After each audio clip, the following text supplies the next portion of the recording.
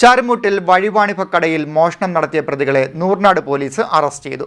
ശാസ്താംകോട്ട സ്വദേശി ജയരാജ്, പള്ളിക്കൽ സ്വദേശി ബിജു, കുളത്തൂപ്പുഴ സ്വദേശി പ്രവീൺ എന്നിവരെയാണ് നൂർനാട് സബ് ഇൻസ്പെക്ടർ മിഥുന്റെ നേതൃത്വത്തിൽ പിടികൂടിയത്.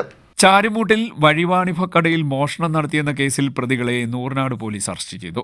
ശാസ്താംകോട്ട സ്വദേശി ജയരാജ്, പള്ളിക്കൽ സ്വദേശി ബിജു, കുളത്തൂപ്പുഴ സ്വദേശി പ്രവീൺ എന്നിവരെയാണ് നൂർനാട് സബ് ഇൻസ്പെക്ടർ മിഥുന്റെ നേതൃത്വത്തിൽ പിടികൂടിയത്.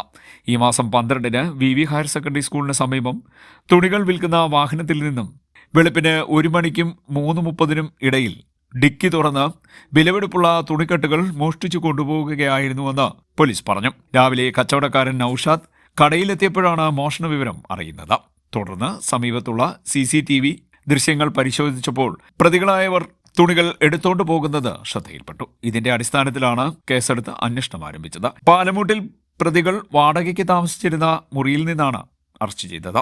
അന്വേഷണത്തിൽ ASI പ്രതാപൻ, CPOമാരായ മനു പ്രസന്നൻ, വിഷ്ണു, മനുകുമാർ എന്നിവർ പങ്കെടുത്തു. CDNet news, Charummood.